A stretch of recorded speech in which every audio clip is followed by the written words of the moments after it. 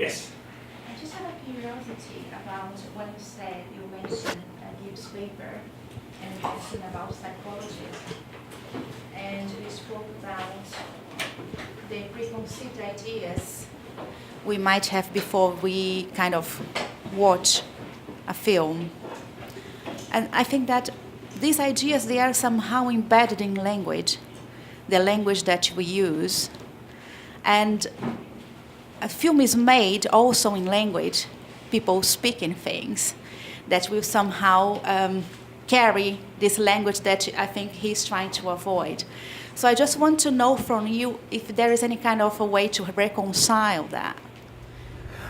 I don't know. I did have a set of questions at the end, and that was actually one of the questions I was going to raise, was to what extent, I mean, our preconceptions, not say just in language, but for example, the fact that I know this is a road movie, so my understanding of certain conventions that come with road movies will influence the way I'm interpreting the film and my understanding, I guess, of how the film has been made and what the director is trying to do within this genre.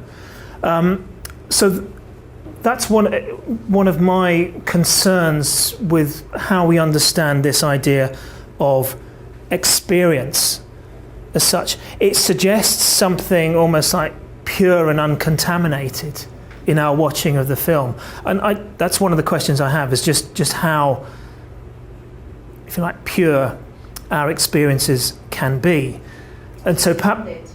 Sorry? Kind of Suspended.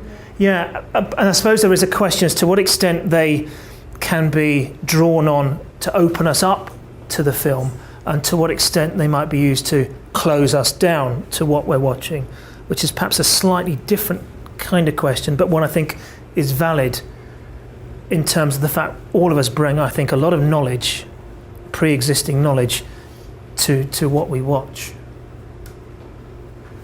Yeah, so...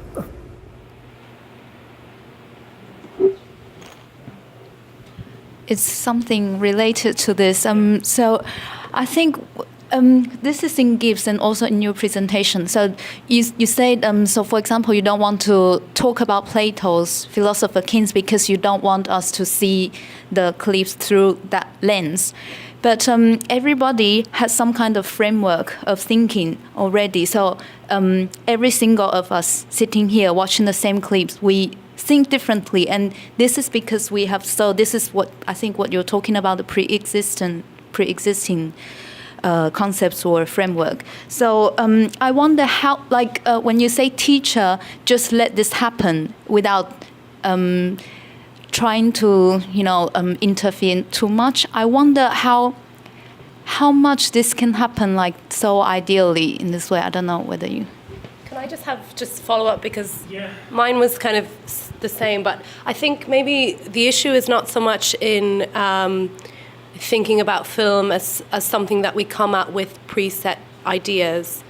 It's when we have one individual giving their preset ideas, and that then inframes the way that we interpret it. So rather than coming at a film with our own interpretations, with our own frameworks, with our own understandings, in which you can have what Gadamer calls a kind of fusion of horizons almost, that's a good thing. So it's the issue, I think, is not so much the preset ideas, it's that one person is in control of what ideas are going to be discussed because they present those at the beginning. So like, whereas you didn't explain the film until after we had seen it, that was much more effective than if you had explained it first, because you allowed all our individual experiences.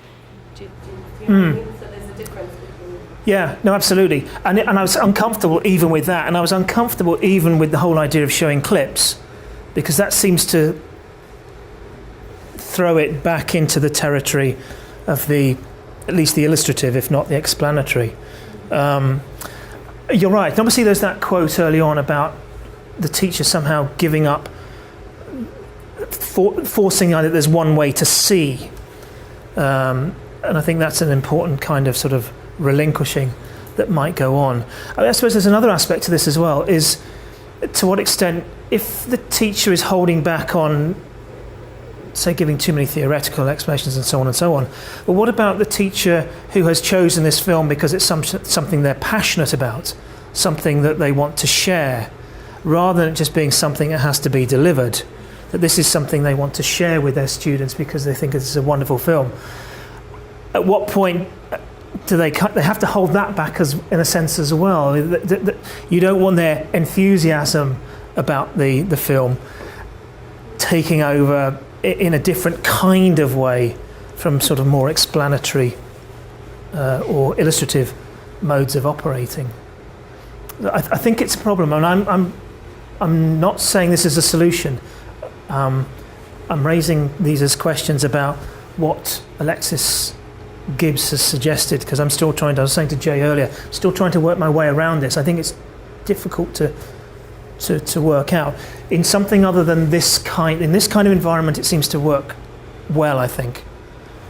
I was thinking more of like, it came from a school situation, so I was thinking about a school situation. Yeah. I think we're going to have to stop now. Yeah. Very much. Okay, thank you.